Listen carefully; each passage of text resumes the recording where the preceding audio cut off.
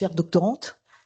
Donc vous êtes Camille Castelin, vous allez présenter vos travaux et dans quelques heures, on l'espère, vous allez être docteur de l'université de Clermont-Auvergne.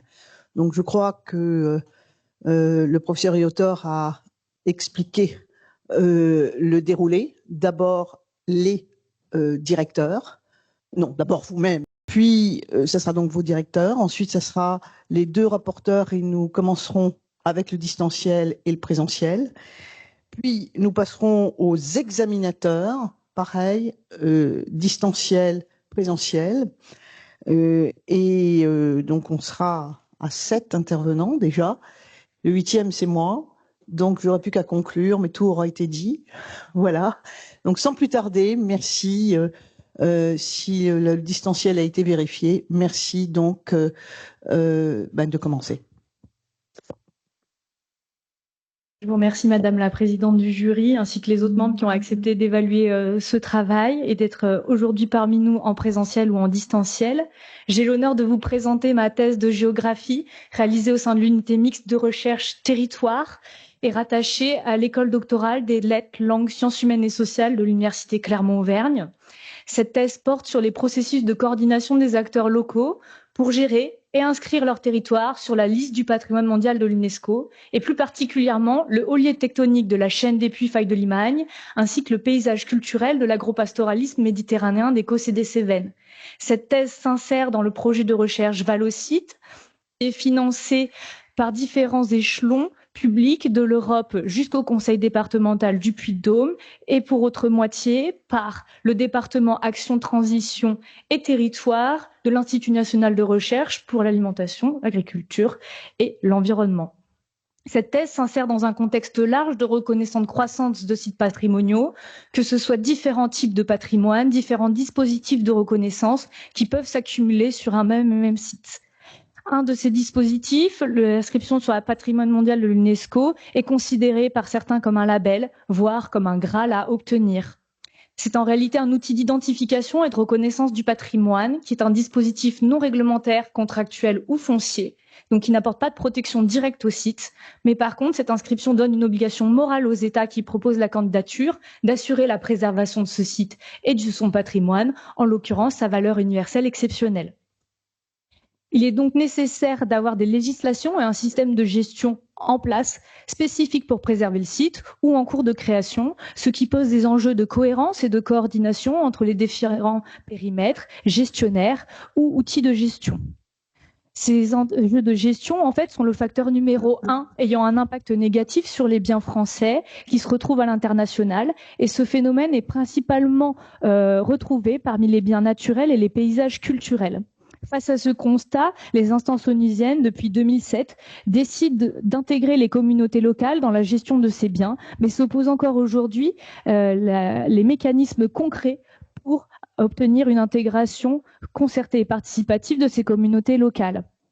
La recherche pluridisciplinaire s'est impliquée sur l'intégration des acteurs locaux au sein de cette démarche de candidature qui en fait répond à plusieurs enjeux, notamment de prendre en compte leurs perceptions et leurs attentes, minimiser les conflits d'intérêts potentiels, protéger leurs droits et leurs pratiques et surtout éviter leur marginalisation dans la gestion du bien UNESCO, notamment en préparant un système de gouvernance concerté, participatif et efficace.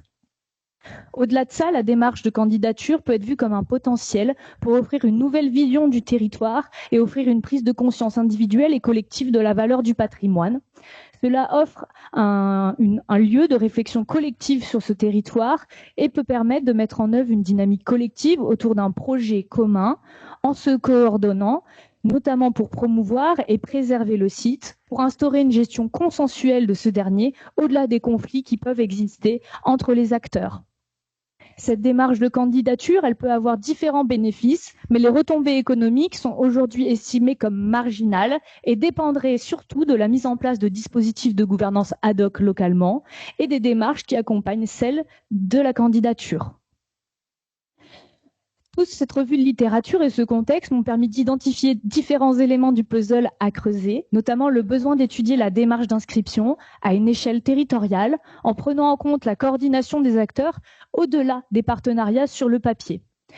Cela aussi permettrait de démontrer l'effet des démarches sur la prise de conscience et la création d'une vision collective sur les biens UNESCO, sur leur gestion concertée, la pérennisation des dispositifs de gouvernance mis en place pour mettre en œuvre un projet de territoire plus large que la simple démarche de candidature. Cela me permet de formuler la problématique suivante: par quel processus des acteurs locaux se sont coordonnés pour gérer et inscrire leur territoire sur la liste du patrimoine mondial de l'UNESCO? Pour répondre à cette question, j'ai décidé de me focaliser sur l'étude de la coordination des acteurs, croisée à une étude des projets de développement territorial, tels que la démarche de candidature, en m'insérant dans l'école des dynamiques de proximité. Cette école divise la proximité selon un courant interactionniste entre la proximité géographique entre les acteurs et une proximité organisée, au croisement desquelles se trouverait la proximité territoriale, siège de la gouvernance territoriale. J'ai décidé de développer ce cadre d'analyse en vous proposant une grille de cette proximité territoriale, notamment en développant la proximité géographique selon 4 axes: vécu entre les acteurs, perçu, stratégique et institutionnel, selon 2 logiques préexistantes, une logique d'appartenance ou une logique de similitude entre les acteurs.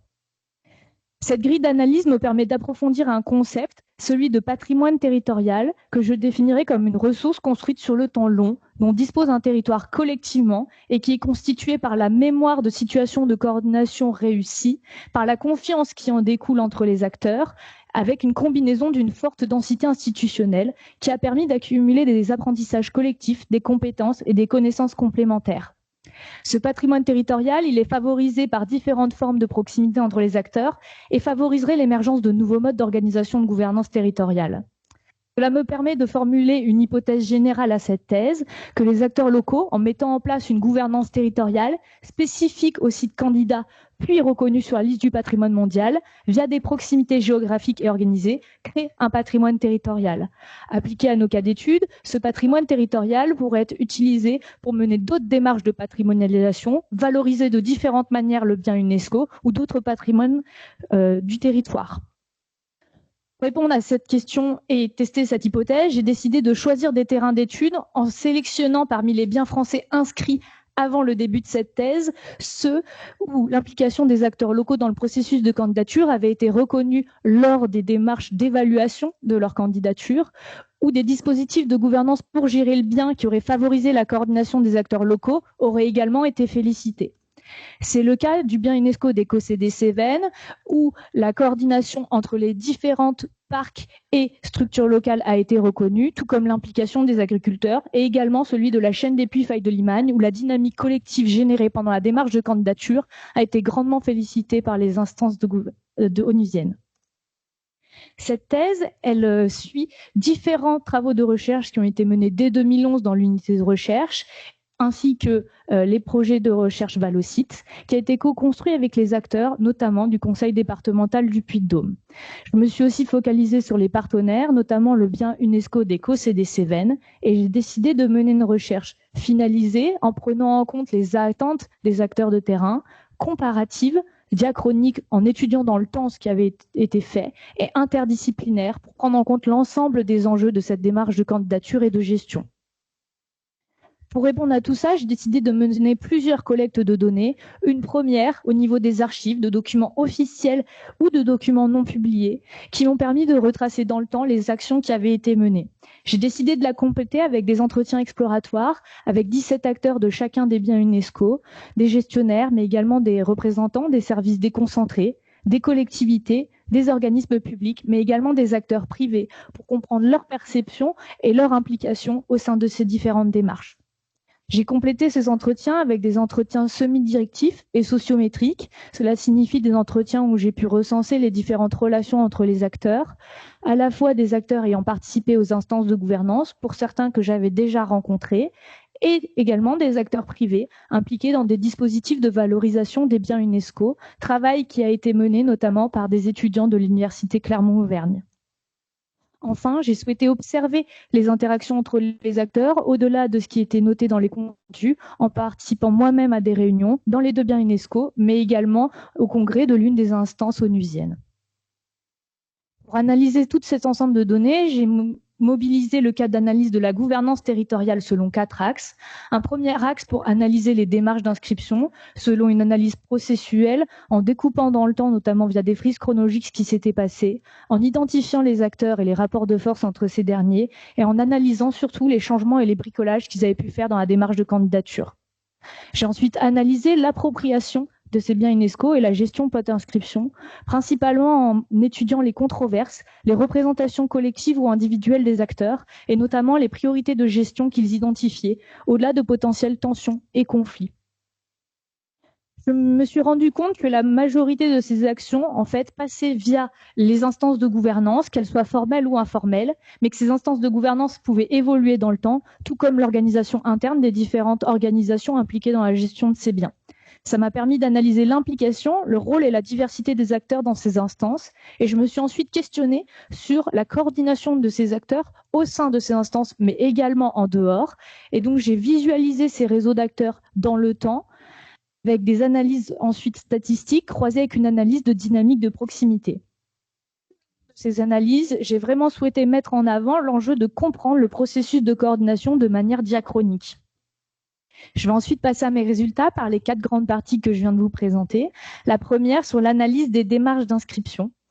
Je vais d'abord commencer par celle de la chaîne des puits Faille de Limagne. Si l'idée est venue à M. Boutbel ici au début des années 2000, le projet de candidature commence officiellement fin 2006 avec le souhait de reconnaître la beauté et la diversité des volcans de la chaîne des puits, très grande jusqu'au gour de Tazna. Voyant la difficulté de faire reconnaître ces volcans à l'international, au vu du nombre déjà très important de volcans inscrits sur la liste du patrimoine mondial, les acteurs locaux décident de nourrir et d'enrichir le patrimoine qu'ils souhaitent faire reconnaître en mettant en avant les paysages de la chaîne des puits et réfléchissent même à créer une candidature avec d'autres sites candidats dans le monde, ce qu'on appelle un bien en série. Voyant que ceci était très compliqué à mettre en place, ils décident finalement de rajouter d'autres éléments géologiques en plus de la chaîne des puits, notamment la faille de Limagne, mais également le plateau des Dômes, et de mettre en avant vraiment cette gestion paysagère sur l'ensemble du site, notamment en créant un plan de gestion spécifique. Face à plusieurs renvois des instances internationales, le dossier est de nouveau remanié, cette fois en mettant en avant le lien entre les différents éléments géologiques et en présentant ces différents éléments comme un ensemble formant un rift continental. Il décide également de répondre aux normes internationales en excluant les carrières du périmètre qui étaient considérées comme trop anthropisées pour un site naturel. Dans l'éco-Cévennes, la démarche de candidature est bien plus longue. Elle débute au début des années 80 avec le souhait de l'État français de faire reconnaître le parc national des Cévennes comme bien naturel. Cependant, les acteurs locaux, notamment le parc, décident d'attendre la création de la catégorie des paysages culturels pour faire reconnaître à la fois leur patrimoine naturel et culturel, et notamment des choses qui leur tiennent à cœur, telles que le protestantisme cévenol ou la résistance des Camisards. En parallèle, dans les années 90, une autre démarche de candidature à proximité débute, celle des monuments templiers et hospitaliers, portée par le Conseil général de l'Aveyron. Or, ces 2 inscriptions sont compromises au niveau français, car l'État décide que ces 2 sites sont trop proches et portent sur des sujets trop sensibles, notamment des éléments religieux. Il décide donc de fusionner les 2 démarches de candidature, les 2 territoires, et de créer une association en élargissant à d'autres départements. Il décide finalement d'essayer de trouver un point commun entre ces 2 territoires et de chercher un patrimoine commun. Je vous passe les différentes étapes très longues, mais ils ont réussi à trouver une thématique qui les reliait, celle de l'agropastoralisme. Suite à des échanges à l'international avec des experts, ils décident là encore de proposer plutôt un patrimoine représentatif, cette fois non pas d'un rift continental, mais de l'agropastoralisme méditerranéen. Donc vous vous êtes bien rendu compte que ce qui a été reconnu au final n'était pas du tout ce qui avait été proposé à la base, et donc se pose la question de l'appropriation en fait de ces biens UNESCO. Si on compare les 2 biens, on peut évaluer leur niveau d'appropriation qui en fait est similaire mais cache des différences majeures. Dans l'éco-Cévennes, si la construction progressive de l'agropastoralisme a mis tout le monde d'accord, ce n'est pas du tout le cas de la fusion des 2 territoires, et les acteurs s'interrogent encore aujourd'hui beaucoup sur la pertinence du périmètre du bien UNESCO. Au contraire, dans la chaîne des puits Faille de Limagne, le fait de s'être concentré sur la chaîne des puits, même en rajoutant la faille, en fait, satisfait les acteurs locaux. Cependant, la valeur universelle exceptionnelle, focalisée sur le rift continental, n'est finalement peu mise en avant, est plutôt focalisé encore sur la beauté et les paysages de la chaîne des Puys. Cela se retrouve dans la gestion en fait de ces 2 biens UNESCO post-inscription. Alors si, bien sûr, les acteurs locaux prennent en compte les recommandations internationales, par exemple de fermeture des carrières ou de création d'espaces naturels protégés, ils prennent quand même en compte leurs enjeux locaux, notamment la gestion paysagère et la lutte contre la reforestation, qui sont des enjeux par ailleurs qu'on retrouve dans l'éco-Cévennes. Là encore, dans l'éco-Cévennes, ils respectent des recommandations internationales, mais rajoutent des enjeux locaux et qui sont arrivés a posteriori de l'inscription, tels que la lutte contre la prédation. Cette gestion, elle pose la question de comment les acteurs se sont organisés pour mettre en œuvre ces différentes actions, notamment au sein de systèmes de gouvernance. Ce que l'on remarque, c'est qu'il y a très peu de recommandations à l'international pour créer un système de gouvernance participatif impliquant les communautés locales dans un bien UNESCO. Cependant, il y avait des recommandations sur la création d'une équipe pour porter la démarche de candidature qui ont été particulièrement suivies ici dans la chaîne des Puys, faille de Limagne.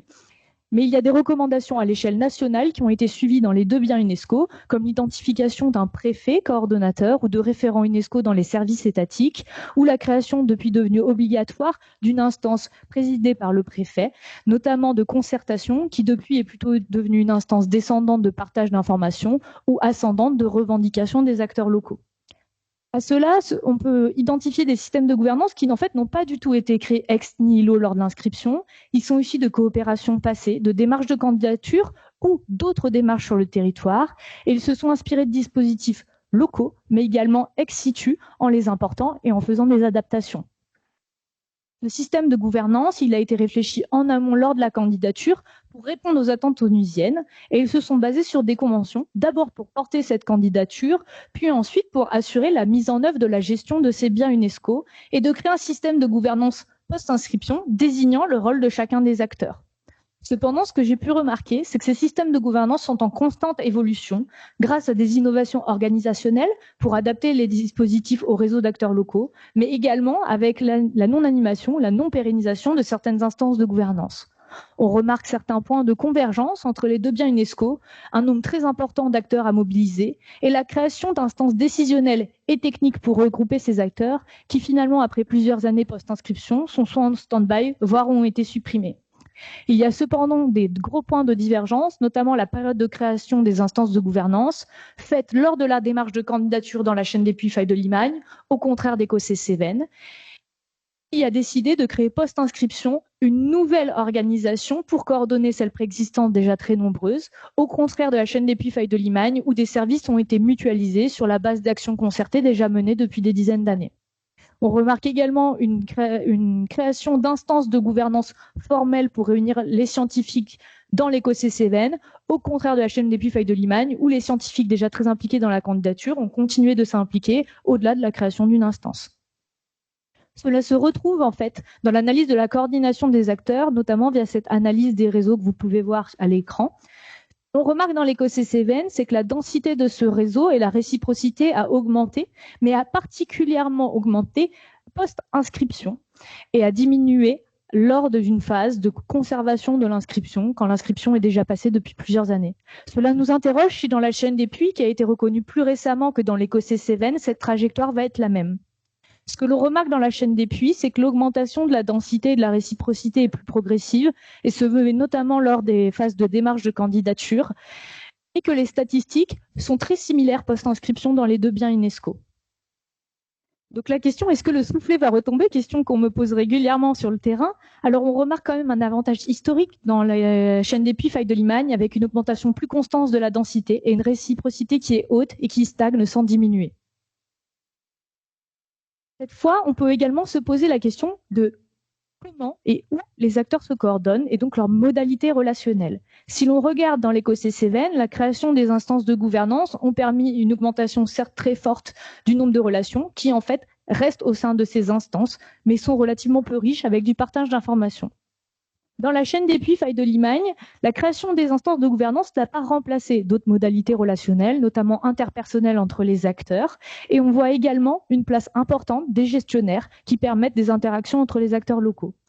Cependant, ce terme de gestionnaire cache en réalité des rapports de force locaux, notamment une place plus importante du conseil départemental qui commence à être équilibré grâce à la création de cette équipe mutualisée. Là encore, on peut se poser la question de si cela va avoir un impact sur la trajectoire de la chaîne des Puy-Faye de Limagne. La diversité des modalités relationnelles, le rôle des gestionnaires, les relations plus horizontales et plus riches, basées sur un mode de projet et de confiance, permettent de supposer que la trajectoire dans la chaîne des Puy-Faye de Limagne serait plus positive que dans l'éco-Cévennes. On remarque également des différences de la dynamique de proximité des deux terrains qui influencent sur la coordination des acteurs.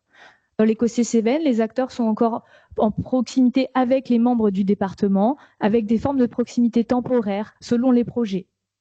Proximité grandissante via les organisations impliquées dans les instances de gouvernance ont permis de réduire cette proximité par département, mais n'a pas permis de la dépasser.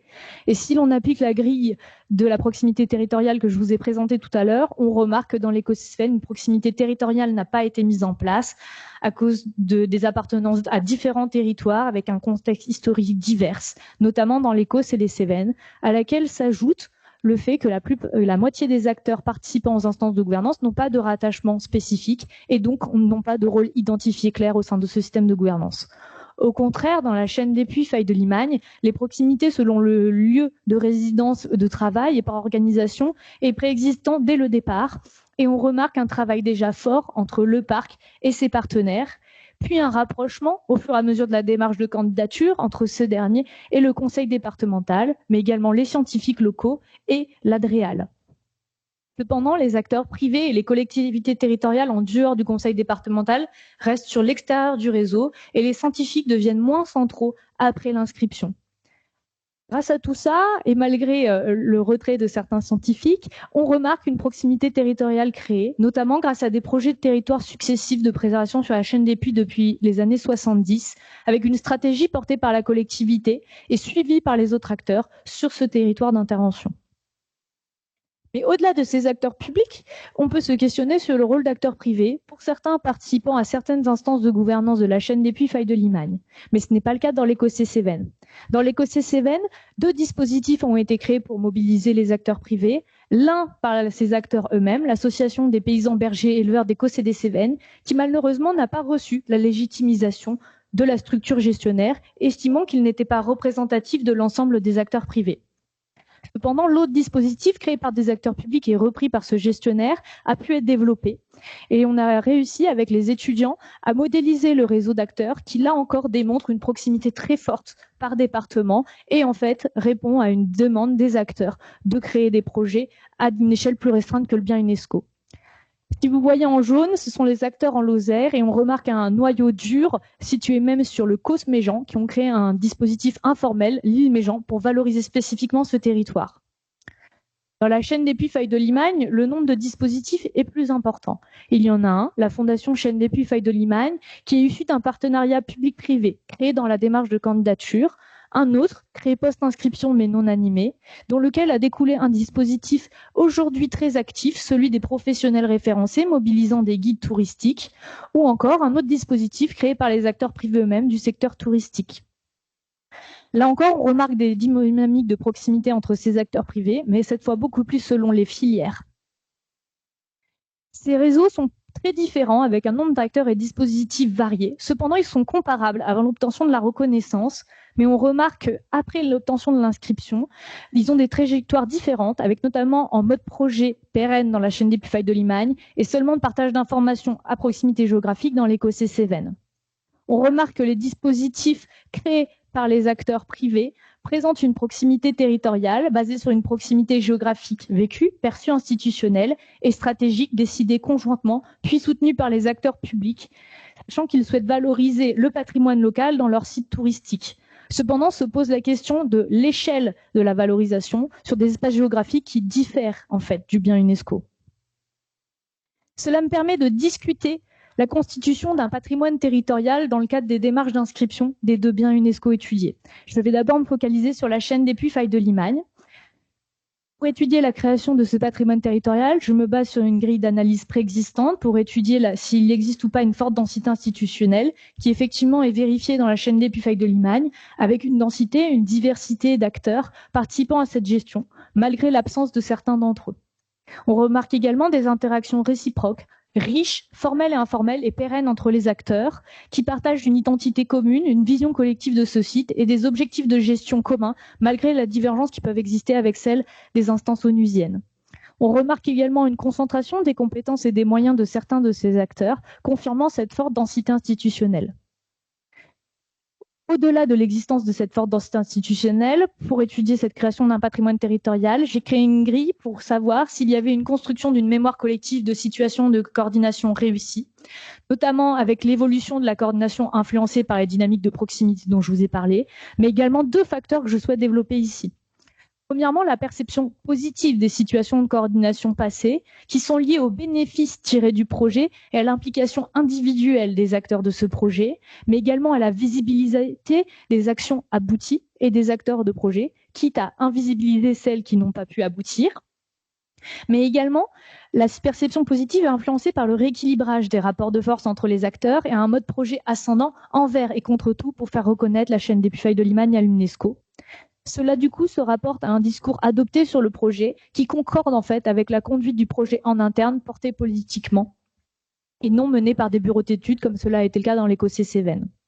Mais au-delà de cette perception positive se pose la question de la transmission de cette mémoire qui est influencée par la conduite de la candidature en interne, la temporalité du processus de patrimonialisation débuté il y a longtemps dans la chaîne des Puy-Feuilles de Limagne, l'animation du système de gouvernance, mais se pose la question aujourd'hui du départ de certains acteurs clés et du tuilage entre les nouveaux acteurs et les anciens acteurs. Mais cette création du patrimoine territorial pose plusieurs points. Déjà, quel acteur? Est-ce que c'est tous les acteurs? Non, je me suis focalisée sur les acteurs impliqués au sein de ces démarches. Avec quel système de gouvernance et quelle évolution? Avec quel croisement et dynamique de proximité dans le temps? Et surtout, quelle intentionnalité derrière la création de ce patrimoine territorial.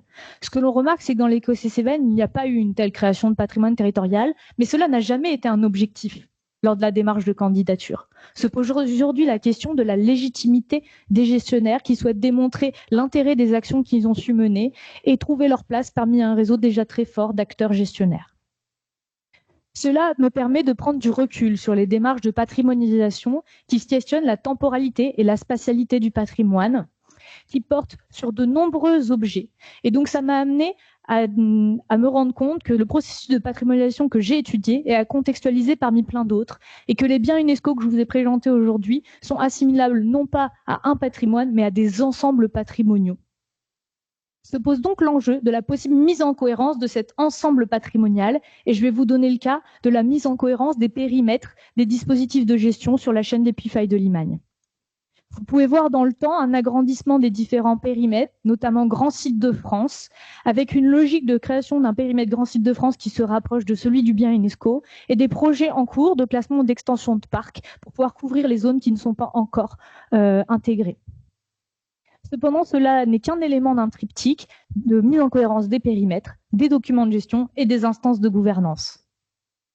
Cette thèse, finalement, a plusieurs apports scientifiques. Elle s'insère dans les Heritage Studies, dans les sciences du patrimoine, en étudiant les facteurs influençant la création d'un bien UNESCO et le rapport à la norme lors des démarches de candidature et la gestion de ces biens, et notamment sur la notion de gestion concertée et participative concrète dans ces biens UNESCO. Elle a étudié la coordination des acteurs à la fois individuels et organisationnels, publics et privés, dans la gestion de ce patrimoine. Elle nourrit également certaines réflexions en sciences régionales, en développant la notion de proximité géographique et de proximité territoriale, et en proposant une grille d'analyse de la constitution d'un patrimoine territorial, notamment basée sur une analyse croisée entre analyse des dynamiques de proximité et analyse de réseaux sociaux. Par rapport à l'analyse des réseaux sociaux, cette thèse a permis de développer une méthodologie pour étudier un système de gouvernance riche avec différentes instances de gouvernance, dont des instances informelles, et de prendre en compte les différentes modalités relationnelles entre les acteurs. Elle a également développé un axe de recherche sur les études dans le temps, par période, dans le cadre d'un projet, basé sur une riche collecte de données empiriques. Mais au-delà de ces apports scientifiques, j'ai souhaité montrer aujourd'hui les apports opérationnel de cette thèse, notamment en répondant aux attentes initiales des acteurs de terrain, en reconstituant le récit des démarches de candidature, en récapitulant les actions plus ou moins concertées de gestion qui ont pu être menées et identifiées par les acteurs des instances de gouvernance les actions de gestion qu'ils considèrent prioritaires et les potentielles évolutions du système de gouvernance pour y répondre. J'ai également pu essayer de répondre aux enjeux chemin faisant que j'ai identifiés avec ces acteurs, notamment pour faciliter l'appropriation large et collective de ces biens UNESCO, mettre en dialogue les acteurs au-delà des différentes controverses et également faire des recommandations concrètes pour les gestionnaires pour passer au-delà de ces potentiels conflits. J'ai également souhaité mettre en dialogue les deux biens UNESCO, notamment dans le cadre du projet Valocite, et tout cela m'a questionné sur le rapport science-société. Ça m'a d'abord questionné personnellement sur ma posture de recherche dans une recherche finalisée qui essaye de répondre aux attentes de terrain et également des enjeux scientifiques. Ça m'a questionné sur les rendus concrets à donner aux acteurs, mais également sur la temporalité de cette recherche. Aujourd'hui, la thèse étant finie, quelles sont les suites que nous souhaitons mener? Et cela interroge de manière plus large comment les scientifiques peuvent s'insérer dans les projets de développement territorial. J'aimerais terminer mon propos en vous montrant une photo de mon intégration parmi le réseau des ambassadeurs de la chaîne des Puy Faille de Limagne et en citant la revue Patrimoine mondial qui date de 2013, mais un enjeu qui a été peu développé depuis, disant que l'un des points forts de la Convention du patrimoine mondial de l'UNESCO se manifeste dans la façon qu'elle a de s'appuyer sur des relations locales et personnelles qui se tissent dans des sites d'exception pour mener des actions nationales et locales visant à renforcer l'une des conventions mondiales, chose que j'ai souhaité vous montrer aujourd'hui et que votre présence dans cette salle, et que je remercie très chaleureusement, pourrait également montrer. Je vous remercie. C'est un moment solennel. Camille Castelin, le jury s'est réuni. Si après vous avoir lu, après vous avoir entendu, nous avons décidé de vous accorder le grade de docteur en géographie de l'université de Clermont-Auvergne. Après délibération, le jury vous encourage fortement à poursuivre votre engagement au service des territoires et à publier. Et le jury a particulièrement apprécié toute la prestation orale de cet après-midi, votre exposé, et ainsi que toute la réaction aux nombreuses discussions qui vous ont été proposées. Félicitations. Donc, il vous est demandé maintenant de prêter serment. C'est le serment du doctorant que chaque doctorant est invité à lire depuis l'arrêté de 2022, je crois, donc à l'issue de la proclamation des résultats. En présence de mes pairs, parvenus à l'issue de mon doctorat en géographie, ayant ainsi pratiqué dans ma quête du savoir l'exercice d'une recherche scientifique exigeante, en cultivant la rigueur intellectuelle, la réflexivité éthique et dans le respect des principes de l'intégrité scientifique, je m'engage, pour ce qui dépendra de moi, dans la suite de ma carrière professionnelle, quel qu'en soit le secteur ou le domaine d'activité, à maintenir une conduite intègre dans mon rapport au savoir, mes méthodes et mes résultats. Je vous remercie.